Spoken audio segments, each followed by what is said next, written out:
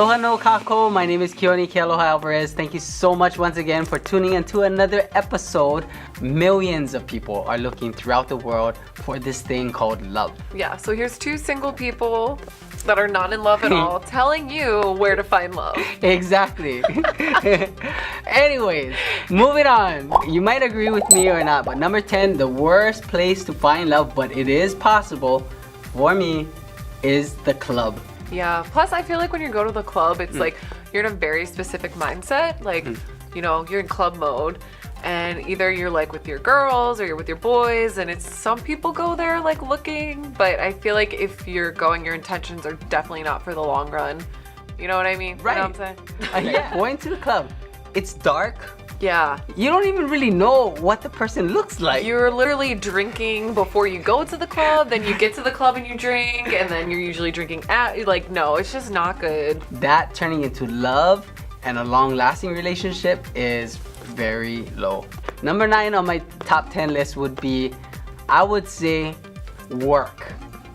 Yeah, that's just a bad combo. I don't know, I don't know. For That's me, a lot of time together, sorry. I'm saying we don't want to go to work, right? And why would you want to meet somebody where the place you really don't want to go to? Well, it's not like that. I just think it's like a lot of time together. I think it's good for people to have like separate identities, but it definitely happens, and it happens a lot. I say just branch out. I mean, man, there's many more people out there, and your work environment, yes, it's cool and all, but that's very low on my list. Another place you could meet somebody, which I mean, it's a good place to meet. It's a university or a school. You know, you go to the university, you go to school, you have kind of the same chemistry, the same interests. Not only that, I feel like that's the only time in your life that you're surrounded by so many people that are your same age. Ooh. You know, and like you said, with the same interests. So like if you can't find somebody there, you're not gonna. This area is probably another place that you might want to take a look at, and it's the mall. Okay. It's a crossroads of many people going to this one place, and I say when you go into that store, most likely somebody that has the same interest as you is in that same store. I see where you're going with that, but I personally feel like when I'm shopping, I'm on a mission, and I know what I want. And if somebody was like hitting on me, it would either A, go right over my head, or B, I would be like, go away, I'm shopping. Okay. But again, you know. This is and that's why it's good to have both sides, you know what I mean? Yeah. So, but for me, number 7 on my list is the mall. So you're telling me if you were shopping at the mall and somebody came up to you and was like, hey, what are you doing later? No, I think I wouldn't approach it like that. I would approach it as maybe what item they have. Oh, that's a nice t-shirt, you know, or hey, you know, I like that book of some sort. Okay. You know, it's an interesting thing. And then you start off, I would say, the flow. Like I said, I'm still single and I'm still on the bandwagon, but you know, so moving on. So on number 6 on my list, I think it's like night classes. Okay. So night classes, like I took this dancing class, and you know, like I met some cool people there, and that I wouldn't think that I would meet. So like clubs, activities. I would say more like dancing class, you have art classes, Okay. you have language classes. Yeah. You know, for adults. Good way to make friends too. Right?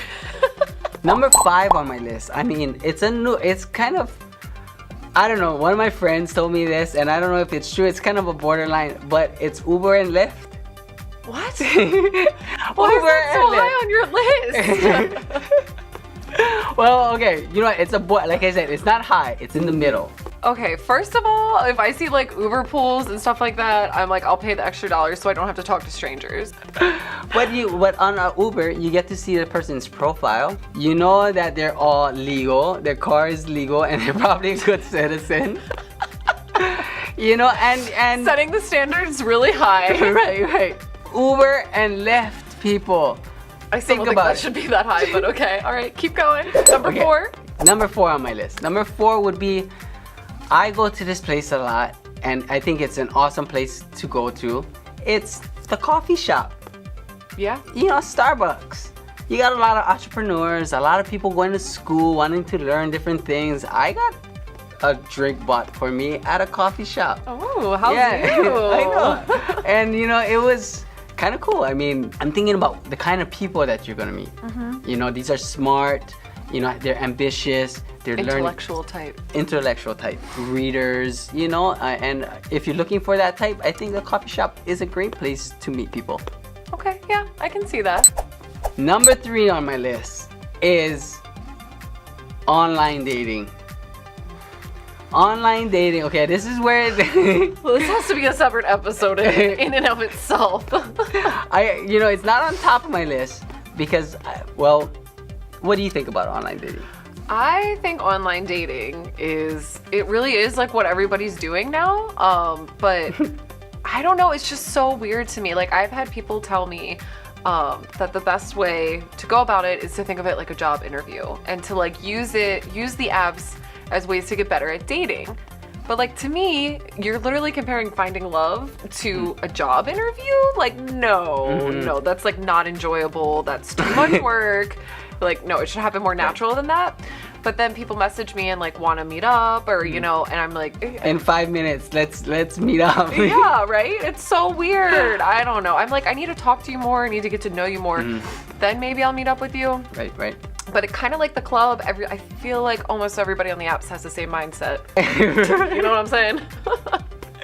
I say on the apps, you're totally right. Yeah. So, but I say on the apps or on online dating, whatever, eHarmony, Match.com, you got Tinder, whatever you're on. Bumble, Coffee Meets Bagel. Find a Farmer, whatever you're on.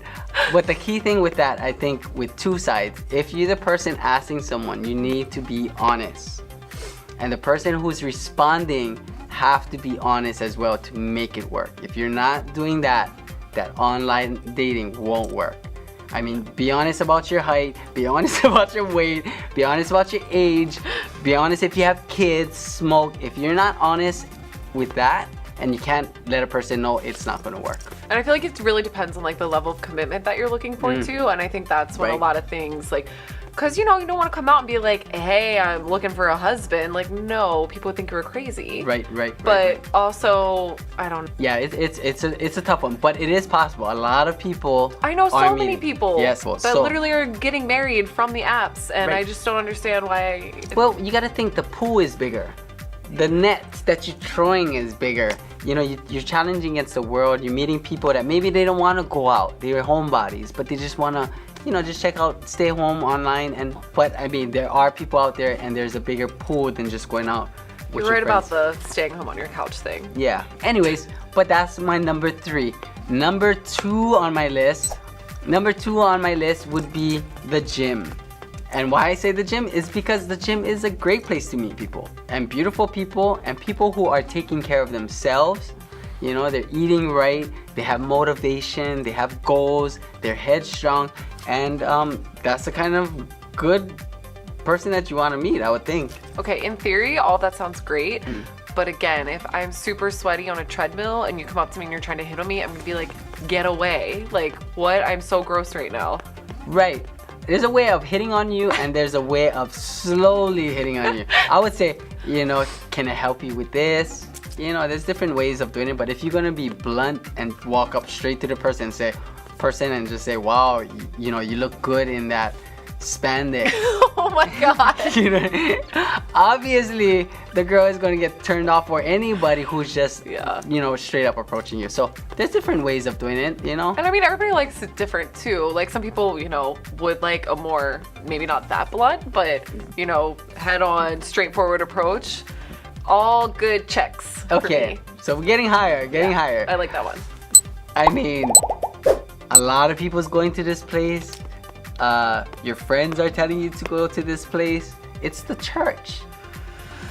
I mean, everybody's going to church to find love, and you know, I don't blame anybody from going there. That is a great place to find love. Yeah. I mean, and the reasons why. I mean, it's kind of the same as like you were saying about the gym, right? You know, they have good morals. They're taking care of themselves. They're reaching out. They believe they have strong faith. Yeah. Drum roll, please. If you cannot find anybody, and if you can't find somebody in your district, If you cannot find somebody in your state or in your country, I say travel. Get out there. You know, you're bound to meet somebody who's gonna love you. But if you can't find him where you live, I say the best advice I can say is that travel. Get out of the country and find somebody who would love you. Hey, I've traveled and look at me now. Still single. Anyways, but I just wanted to thank you guys so much for tuning into this episode about how to find love, and thank you so much, Marge, for being on my episode and having a little discussion about it. I think it will be useful for many people and millions of people around the world who are trying to find love. So this is my top 10 list, and I hope it's going to work for you guys, and I hope you guys can learn from it. If not, don't hold me to it. But we encourage your feedback, your comments, because you know what, it doesn't only help us, but it can help many more people around the world who's trying to find love. I want to thank you so much, Marge, for being on my YouTube channel. Oh, thank you for having me. It's yeah, so much fun. And we're going to have many more. So my name is Keonike Aloha Alvarez with Marge Streb. And until next time, ahui ho and malama pono. Aloha.